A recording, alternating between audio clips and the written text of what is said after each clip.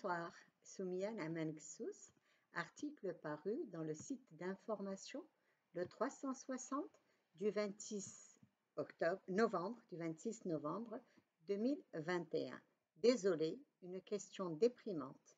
Qui s'occupera de nous une fois vieux? De nombreuses personnes me demandent d'évoquer ce sujet douloureux. Lorsque plusieurs ménages vivaient sous un même toit, les jeunes prenaient en charge les aînés. Les enfants étaient une garantie vieillesse.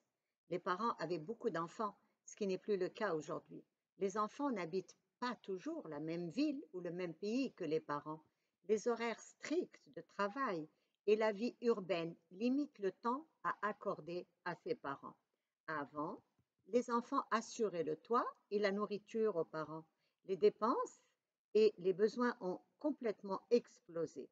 Les soins de santé étaient naturels. Aujourd'hui, la prise en charge des parents est fort coûteuse. Les filles à qui revenait la charge physique sont débordées par les responsabilités familiales et professionnelles. Si les parents sont malades, c'est vraiment la galère. Souad nous dit: Je ne suis pas mariée. Sur qui je vais compter lors de ma vieillesse? Mes sœurs, elles ne seront pas disponibles.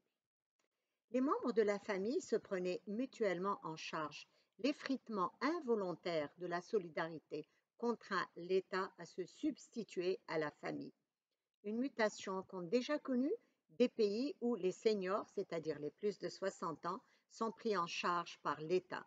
Une triste image que nous voyons, celle des foyers pour personnes âgées, abandonnés totalement ou partiellement par les leurs. Des parents qui se sont sacrifiés corps et âme pour leurs enfants et qui meurent dans la pire des solitudes. Les nantis, ceux qui ont les moyens, terminent leur vie dans un cadre confortable. Les démunis bénéficient d'un minimum de confort de la part de l'État. Et chez nous,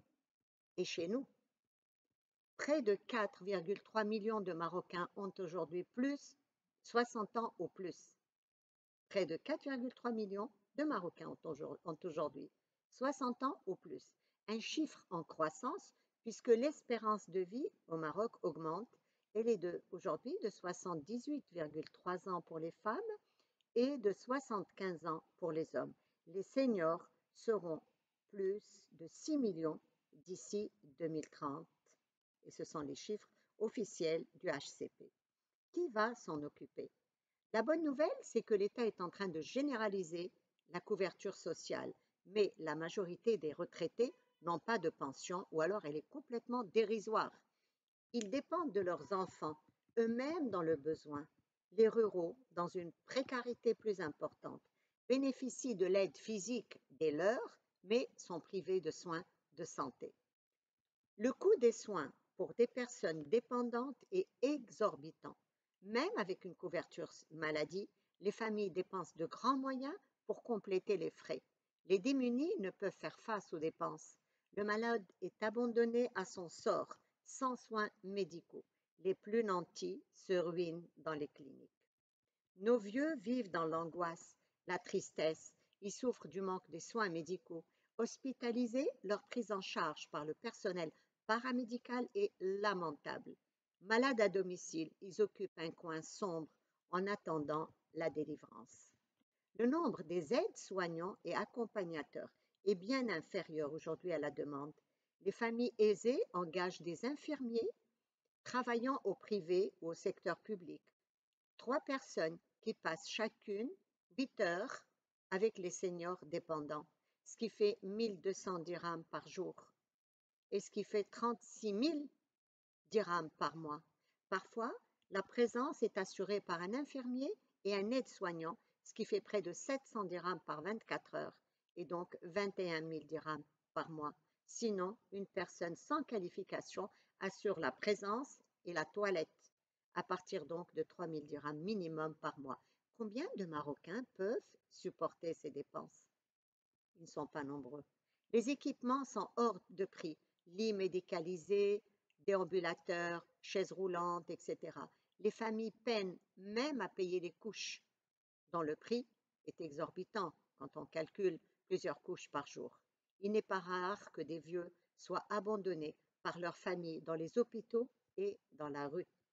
Les difficultés des familles et le délaissement des personnes âgées par les leurs ont fait fleurir des maisons de bienveillance à travers le pays, mais la demande est supérieure à l'offre. Des initiatives louables, mais de grandes faiblesses dans ces foyers. Parfois, ces lieux accueillent des seniors malades, handicapés, abandonnés par leur famille. Ils hébergent également des enfants en détresse, des mères célibataires, des malades mentaux, des veuves sans soutien familial, etc. À la faiblesse des infrastructures et des équipements s'ajoute le personnel non qualifiés, c'est-à-dire il n'y a pas de médecin, il n'y a pas d'infirmier, les kinésithérapeutes, etc. Le personnel s'occupe du ménage et des pensionnaires. Le personnage qui est sur place, c'est un personnage qui est là pour le ménage et il s'occupe des pensionnaires. Des foyers donc non spécialisés, des mouroirs avec de grandes difficultés financières. Quant aux foyers pour personnes âgées, ils assurent juste l'hébergement, la nourriture, le strict minimum vital. Des maisons de retraite médicalisées voient le jour, mais elles sont privées et excessivement chères. Quelle alternative alors? L'hôpital? Les conditions de séjour dans l'hôpital sont exécrables et il n'est censé prodiguer que des soins et non un hébergement prolongé. Les cliniques? Impossible à long terme compte tenu des frais. Et ouais, le dicton marocain dit si la chaise se pétrifie, elle est prise en charge par les siens. Or, les nôtres ne sont plus disponibles et ce n'est pas par mauvaise foi. Que de personnes dépendantes se souhaitent la mort pour soulager les leurs. Hassan, un hémiplégique, nous dit: j'ai les moyens d'être dans un établissement spécialisé. Je serais mieux soignée, ma famille serait soulagée, je pourrais revenir chez moi de temps en temps. Je suis une lourde charge pour eux. Que Dieu me délivre. L'État doit développer en urgence un système d'assistance humaine et matérielle aux personnes âgées qui résident chez leur famille et des maisons de retraite médicalisées afin de permettre à ces seniors de partir dans la dignité. Je vous remercie.